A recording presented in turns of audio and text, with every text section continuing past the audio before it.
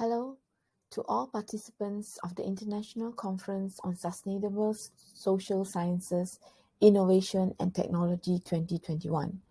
I am Viranee Intachat from Polytechnic Sultan Abdul Halim Muazzam Shah in Kedah, and I will be presenting a paper entitled Strategies for Adapting Learning Styles During the COVID-19 Pandemic. There are various methods of categorizing the learner preference of students. These include by sensory, which of the main senses, visual, hearing or touch, does one learn best with in different situations. By perceptual, which classifies learners according to right brain or left brain traits. Cognitive, which differentiates students by the way he or she perceives, remembers, thinks, and solves problems. Personality refers to the characteristics of individuals in terms of social behaviors, decision-making, and other observed traits. Information processing model, which classifies learners by how they process information.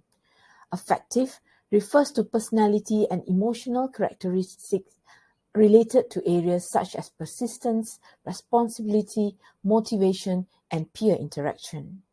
We can also categorize individuals by physiological traits. This is biologically based and relates to gender, nutrition, and reaction to physical environment. Next, we can also categorize students by experiential method, which addresses the manner in which students choose to learn, whether by deep or surface learning, and what motivates them to learn. I will focus on the learning preference according to the sensory modality, with emphasis on the VARK or VARK model of learning styles, which was introduced by Neil Fleming. Fleming designed a list of questions or inventory to help students and others determine their individual learning preferences according to which senses they use to learn something.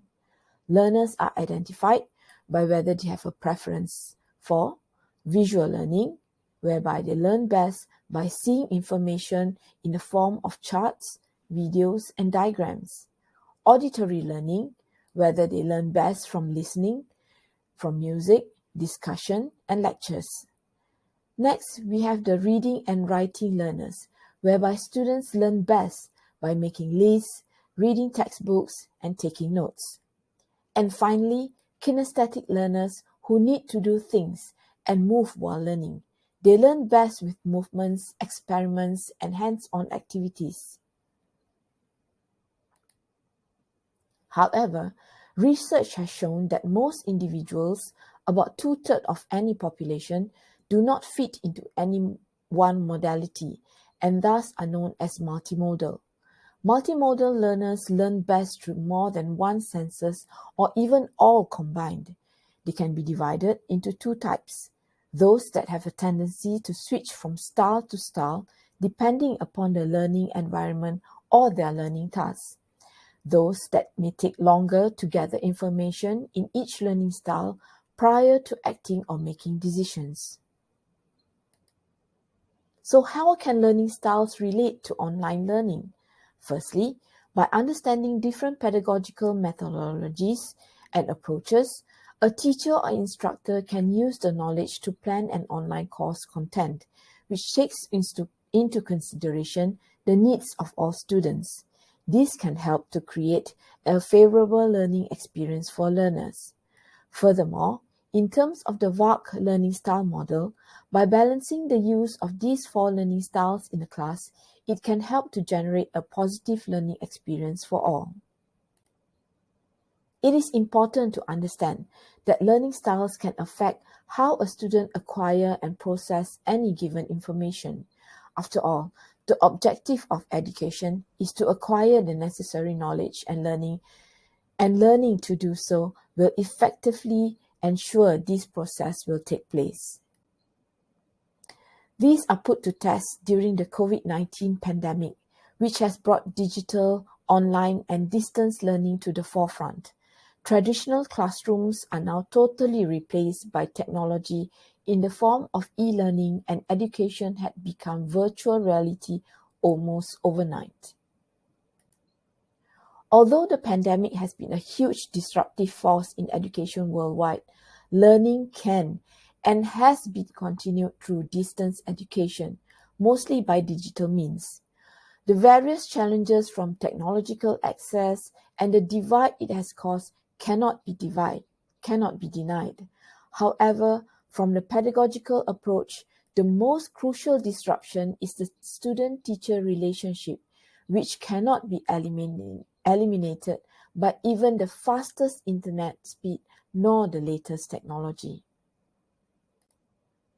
In distance and online learning, students are forced to be more independent. They have to take charge of their own learning and develop learning autonomy in order to cope with the various challenges. In order for the students to take charge of their own learning, they also need to know how to learn best, and this is where the VARK learning model can be useful. Moreover, the developers of the VARK inventory stresses that it is a tool used to assess an individual's preferred learning style and that it is the role of the learner and not what the teacher does that will determine the best learning outcome. Here, I will summarize some of the strategies a student can adopt according to their sensory learning preference. For visual learners, when learning from home, it is best to minimize any distractions. This can be achieved by avoiding studying near windows or places where there are a lot of going-ons. They should create a dedicated workspace with the online class being the center of their attention or direct in their line of sight. They are also encouraged to make their own diagrams, designs, and doodles from the notes given. For the auditory learners, online classes may be where they can thrive, as there is a lot of sound and listening required. Using headphones may help to block out unwanted noises at home. In addition, with permission from the teachers, students can turn off their screens in order to just focus on the sound or voices of their teachers. They should also use any opportunities to talk during classes or discussions, as well as listen to recorded videos of lectures or video conferencing. Next, for the reading and writing learners, they are encouraged to take notes during their online lessons and discussions as well. Using auto captions and auto transcripts for videos, as well as rewriting and rereading materials given, are beneficial as well. For the kinesthetic learners, online learning can be beneficial as they are now free to walk around or move during the classes without being reprimanded. They can also move about while listening to recording or watching videos. Some experts recommend a standing or walking desk, as shown here, for students with a strong kinesthetic preference. The use of fidget tools while studying are also recommended. In conclusion, having a knowledge of one's learning preference according to the sensory modalities is not enough to change study behaviors. Each learner has to make their own changes, and that requires effort, recognition, and metacognition. Otherwise, the learner will remain using his or her present strategies, and that may mean no change in their learning experience. That is, it will not become more positive.